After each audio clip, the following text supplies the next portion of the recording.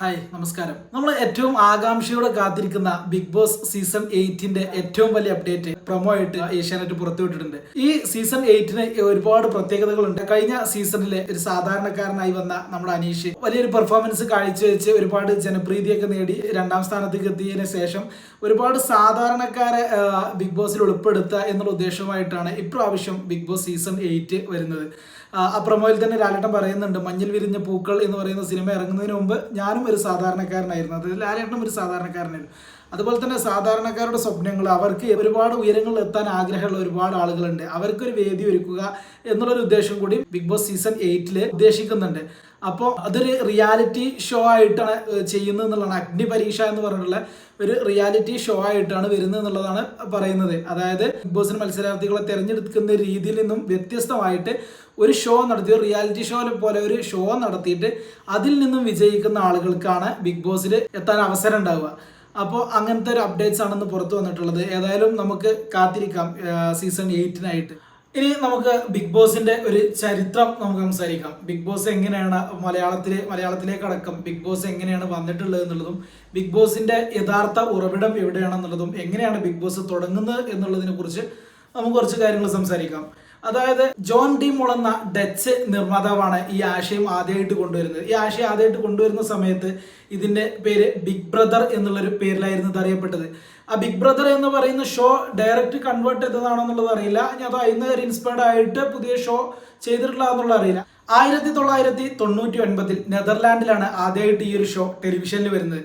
George ഓർവെലി എന്ന് പറയുന്ന ഒരു പ്രശസ്തനായ എഴുത്തുകാരന്റെ 1984 പുറത്തിറങ്ങിയ പ്രശസ്തമായ ഒരു നോവലിലെ കഥാപാത്രമായ ബിഗ് ബ്രദർ എന്ന ക്യാരക്ടറിൽ നിന്നാണ് ഈ ഒരു ബിഗ് ബ്രദറിന് ആ ഒരു പേര് സ്വീകരിക്കാനുണ്ടായ കാരണം അതിന്റെ ആ ഒരു കഥാപാത്രത്തിന്റെ പ്രത്യേകത എന്താണെന്ന് വെച്ചാൽ എപ്പോഴും നമ്മൾ അദൃശ്യമായി നിരീക്ഷിക്കുന്ന ഒരു ശക്തിയായിട്ടാണ് ആ ഒരു ക്യാരക്ടർ ഉള്ളത്. അപ്പോൾ ആ ഒരു സംഭവം ഉൾക്കൊണ്ടുകൊണ്ടാണ് ബിഗ് ബ്രദർ എന്ന പേര് ഈ ഒരു ഷോക്ക് സ്വീകരിക്കാനുണ്ടായ കാരണം. നെതർലാൻഡിന് പുറമെ UK, USA, ഓസ്ട്രേലിയ തുടങ്ങി 50ലധികം രാജ്യങ്ങളിലേക്ക് ഈ ഒരു ബിഗ് ബ്രദർ എന്നുള്ള പേര് തന്നെ ഈ ഒരു ഷോ പബ്ലിഷ് ചെയ്തിട്ടുണ്ടായിരുന്നു. പിന്നീട് ഇന്ത്യയിലേക്ക് ഈ ഒരു ഷോ എത്തുന്നത് എങ്ങനെയെന്ന് വെച്ചാൽ 2006 ഹിന്ദിയിലാണ് ഇന്ത്യയിൽ ആദ്യമായിട്ട് ഈ ഒരു ഷോ വരുന്നത്. ഇന്ത്യയിലെ അർഷാദ് വാർസി എന്ന് പറയുന്ന നടനായിരുന്നു ആദ്യമായിട്ട് ഇന്ത്യയിലുള്ള ഷോയുടെ അവതാരകനായിട്ട് വന്നിട്ടുണ്ടായിരുന്നത്.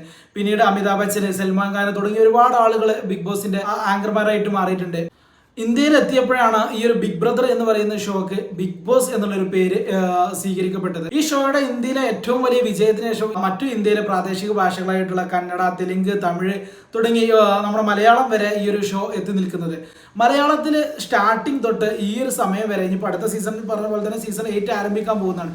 അവിടെയും നമ്മുടെ ലാലേട്ടൻ തന്നെയാണ് അവതാരകനായിട്ട് വന്നിട്ടുള്ളത്. ഇതുവരെ മലയാളത്തിലെ എല്ലാവർക്കും അറിയുന്ന കാര്യമാണ്, അവതാരകൻ മാറിയിട്ടില്ല. ആ ഒരു സവിശേഷത മലയാളത്തിനുണ്ട്. 2018 ജൂൺ 24 കേരളത്തിൽ ആദ്യമായിട്ട് ഏഷ്യാനെറ്റിലൂടെ നമുക്ക് ഈ ഒരു ഷോ നമ്മളിലേക്ക് എത്തുന്നത്.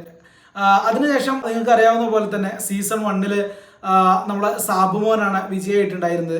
അതിനുശേഷം സീസൺ 2 കോവിഡിന്റെ പ്രശ്നങ്ങൾ കാര്യങ്ങളൊക്കെ ആയിട്ട് സീസൺ 2 നിർത്തിവെച്ചത് ഫുള്ളാക്കാൻ കഴിഞ്ഞിട്ടുണ്ടായിരുന്നില്ല. ഏകദേശം 75 ദിവസത്തോളം ഷോ ടെലികാസ്റ്റ് ചെയ്യുകയും പിന്നീട് അത് നിർത്തിവെക്കുകയും ചെയ്തൊരു സാഹചര്യമായിരുന്നു.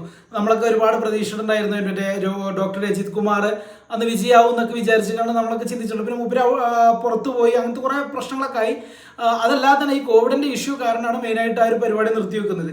അത് കഴിഞ്ഞിട്ട് സീസൺ 3 ഇതുപോലെ തന്നെ കോവിഡിന്റെ പ്രതിസന്ധി കാരണം നിർത്തിവെക്കേണ്ട ഒരു സാഹചര്യം വന്നു. പക്ഷെ അത് പൂർണ്ണമായിട്ടും നിർത്തിവെച്ചിട്ടില്ല. അതിൽ പിന്നെ പ്രേക്ഷകരെ വോട്ടിങ്ങിലൂടെ മണിക്കൂട്ടനെ വിജയമായിട്ട് പ്രഖ്യാപിക്കുകയും ചെയ്തു. അങ്ങനെ സീസൺ 3 മണിക്കൂട്ടനാണ് വിജയമായത്. സീസൺ 4 ഇതുപോലെ തന്നെ ഒരുപാട് ജനപ്രീതി കിട്ടിയ ഒരു സീസൺ ആയിരുന്നു. സീസൺ 4 എന്ന് പറയുന്നത് നമുക്ക് ഡോക്ടർ റോബിൻ അന്ന് വിജയാവും എന്നൊക്കെ നമ്മളെല്ലാവരും അവസാനം റോബിന് പുറത്തു പോവുകയും ആ റോബിന്റെ ഒരു തരംഗവും കാര്യങ്ങളൊക്കെ കാരണം റോബിന്റെ ഒരു ഫാൻസൊക്കെ ദിൽഷയെ സപ്പോർട്ട് ചെയ്ത് ദിൽഷ അന്ന് വിജയായി മാറിയ ഒരു സാഹചര്യം ഉണ്ടായി.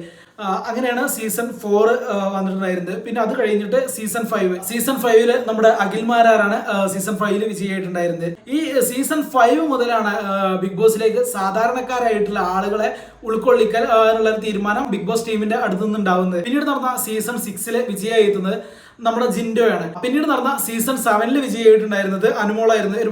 നമ്മൾ ഒരുപാട് പ്രതീക്ഷിച്ചതായിരുന്നു നമ്മുടെ അനീഷ് ആയിരിക്കും കപ്പടിക്കുക എന്നുള്ള ഒരുപാട് നമ്മൾ വിചാരിച്ചിരുന്ന ഒരു കാര്യമാണ്. അപ്പോൾ അനീഷാണ് ഒരു സാധാരണക്കാരനായിട്ട് വന്ന് ഈ ഒരു തരംഗം ഉണ്ടാക്കി മാറ്റി. ഇപ്പൊ ഈ ഒരു സീസൺ 8ലേക്ക് കൂടുതൽ സാധാരണക്കാരായ ആളുകൾ ഉൾക്കൊള്ളിക്കാൻ ബിഗ് ബോസ് ടീം ഒരു തീരുമാനം എടുക്കാൻ തന്നെ ഒരു കാരണം എന്ന് പറഞ്ഞാൽ അനീഷിന്റെ ഒരു സംഭവമാണ്. അപ്പോൾ ഇനി നടക്കാനുള്ളത് ബിഗ് ബോസ് 8 ആണ്. അപ്പോൾ ബിഗ് ബോസ് 8 ഇപ്പോൾ ഒന്ന് വന്ന പ്രൊമോ അടിസ്ഥാനത്തിൽ കൂടുതലും സാധാരണക്കാരായിട്ടുള്ള ആളുകൾ ഉൾക്കൊള്ളിക്കും എന്നാണ് അറിയാൻ കഴിയുന്നത്. കൂടുതൽ അപ്ഡേറ്റ്സ് കാര്യങ്ങളൊന്നും കിട്ടിയിട്ടില്ല. ഇനി ഈ ഒരു ഷോയുടെ മെയിൻ ആയിട്ടുള്ള ഒരു നിയമങ്ങൾ എന്താ നിങ്ങൾക്കൊക്കെ അറിയാവുന്ന പോലെ തന്നെ, അതായത് പൂർണ്ണമായിട്ടും നമ്മളൊരു ജയിൽ ജീവിതമൊക്കെ നയിക്കുന്ന പോലത്തെ ഒരു സംഭവമാണ് ശരിക്കും ബിഗ് ബോസിന്റെ ഒരു മെയിൻ തീം എന്ന് പറയുന്നത്. അതായത് ഫോണ്, ഇന്റർനെറ്റ്, TV, പത്രം ഇങ്ങനത്തെ പുറലോകവുമായിട്ട് യാതൊരു വിധത്തിലും ബന്ധപ്പെടുത്താതെ 100 ദിവസം കഴിയുക എന്നുള്ളതാണ് ഇതിന്റെ മെയിൻ ആയിട്ടുള്ള ഒരു നിയമം എന്ന് പറയുന്നത്. പിന്നത്തെ ഒരു കാര്യം എന്താണെന്ന് വെച്ചാൽ അവിടെ മാതൃഭാഷയാണ് സംസാരിക്കേണ്ടത്. അപ്പോൾ മലയാളത്തിലായതുകൊണ്ട് മലയാളം മാത്രമാണ് അവിടെ സംസാരിക്കാൻ പറ്റുള്ളൂ. മാതൃഭാഷയ്ക്ക് കൂടുതൽ ഇമ്പോർട്ടൻസ് കൊടുത്തുകൊണ്ട് മാതൃഭാഷ സംസാരിക്കണം എന്നുള്ളതാണ് ഇതിന്റെ മെയിൻ ആയിട്ടുള്ള റൂൾ എന്ന് പറയുന്നത്. പിന്നെ ഇതിൽ അടുത്ത് വരുന്നത് ഓരോ ആഴ്ചയിലും നടക്കുന്ന എലിമിനേഷൻ റൗണ്ടിലെ മത്സരാർത്ഥികൾ തന്നെ ഓരോരുത്തർ നോമിനേറ്റ് ചെയ്യും.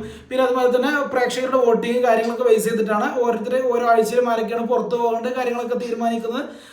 ഇതിനെ ബേസ് ചെയ്തിട്ടാണ്. ഏതായാലും നമുക്ക് കാത്തിരിക്കാം.